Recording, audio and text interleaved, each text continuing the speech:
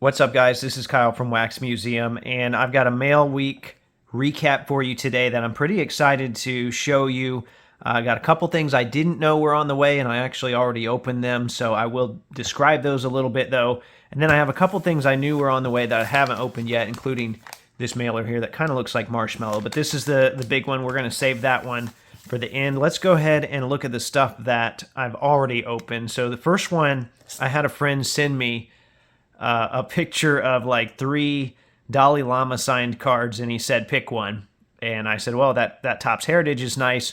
Next thing I know, about a week later, it's in my mailbox. So thank you, Dan. He knows that I like this kind of stuff. He said that he got these signed through the mail about 10 years ago. So who knows who actually signed them? It's hard to get stuff like this authenticated.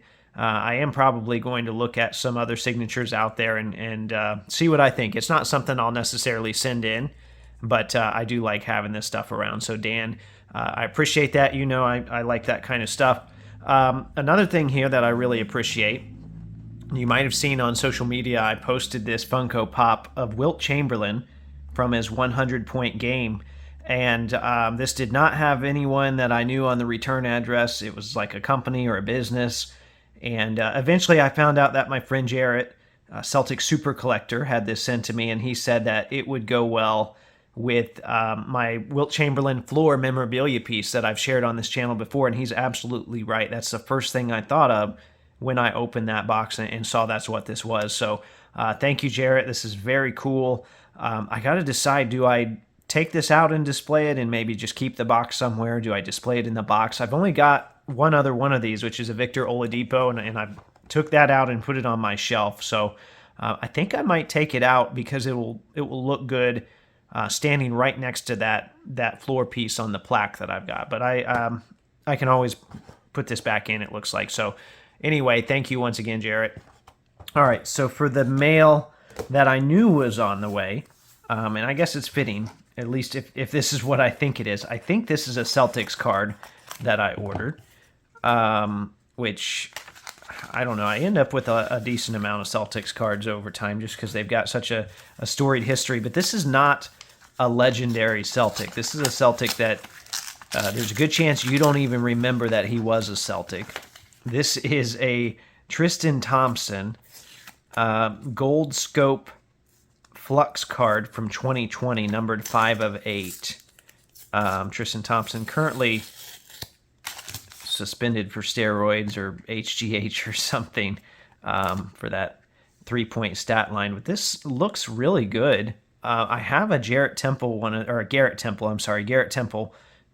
these that I purchased before, but I don't remember it looking this good. So maybe I'll have to look at that and see if it was actually the gold scope that I got. A pretty nice looking card though, and it was pretty cheap.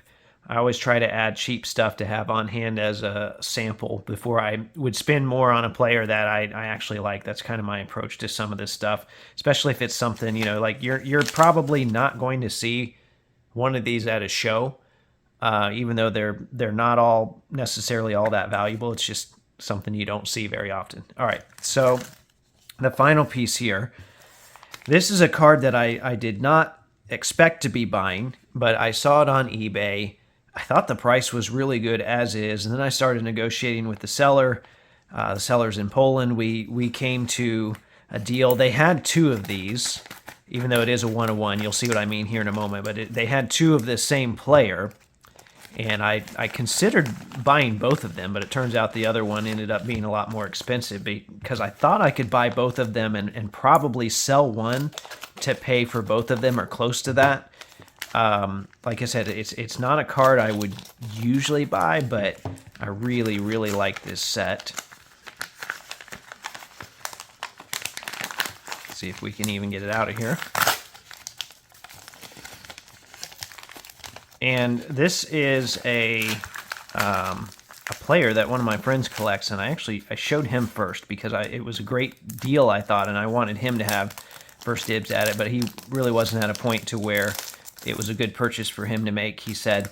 So I got a Richard Jefferson Topps Big Game 1-of-1 Logoman. Let's get this to where we can see it here.